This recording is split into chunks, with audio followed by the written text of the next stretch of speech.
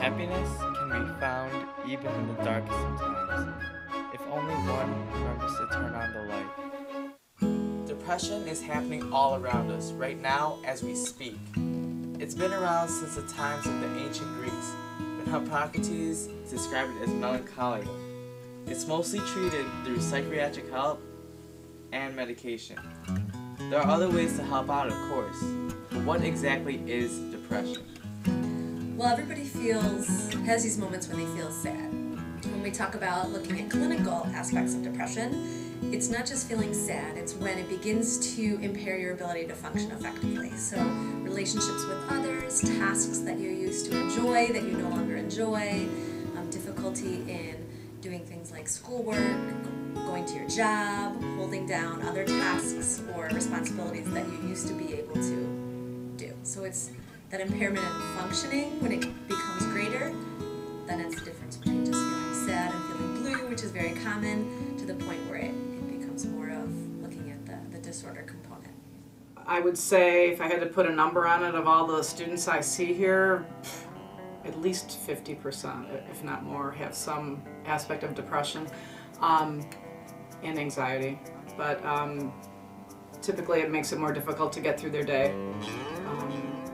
getting their work done, or getting along with peers. With all those signs, depression might seem like a daunting task to overcome. But what can we do to help those who need it? Question.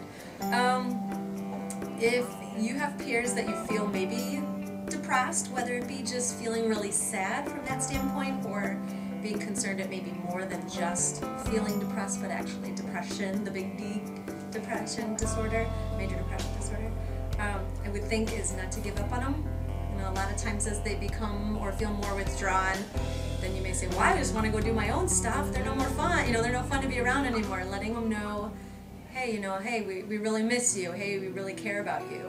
And not being afraid to voice that to somebody. You know, talking to Mrs. Bretz, for example, or Mr. Sifone, hey, you know, I've got this buddy and they're really feeling down and they're just not acting like themselves and I'm concerned. What can I do? Providing more help. Plus they may be able to talk to the person as well and reach out from another standpoint. I would say let them know you care, try to give them support, try to help them, try to see that it's going to be okay, but they have to get there themselves as well. Thank you so much, but letting them know that at least they're important to you. Again, the biggest step is to get them into my office, and then I do a little bit of a social history first, meaning, you know, who do you live with? As a social worker, you kind of want to know the family constellation. But I'll ask the kind of for the classic. Oh, part of the challenge, I think, with identifying your friends that may be suffering from depression or having challenges of depressive thoughts is that they don't always go around with, you know, this big sign saying, I'm depressed, you know, I need help, you know, don't forget about me. A lot of times, you know, individuals can put on the smiley face, they can put on, you know, the happy dance for the world when inside they may not be feeling the same way as other people think. So, you know, helping them realize or helping the individual know you care about them and that they have to get there themselves, but with support, that definitely puts them at an increased chance of getting better. Did you know that twice as many women experience depression than men? That fact doesn't mean that just women need help. Everyone can make a difference in the world. And we want to make that difference by handing out flowers to remind them that they're beautiful.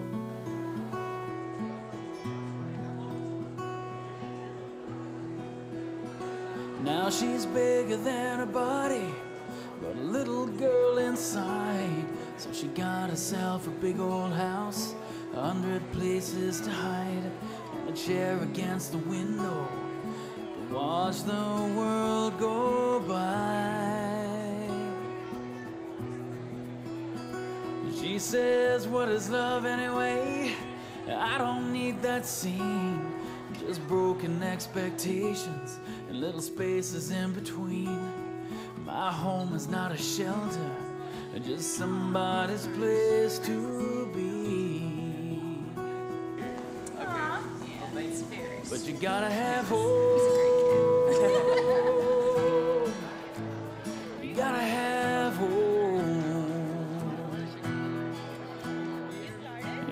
really last forever, and it's not a pack of lies. Somewhere in those hurting eyes,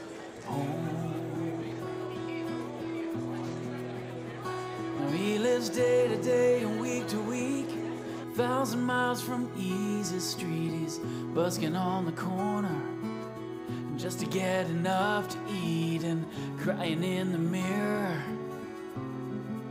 tears of defeat. And now he's halfway to Vegas with a guitar in his hand, saying, gotta be a better life, gotta be a bigger plan. With simple acts of kindness, anyone trapped in darkness can be helped back into light. We hope you take these lessons and help, because with Petals of Kindness, you can make that difference.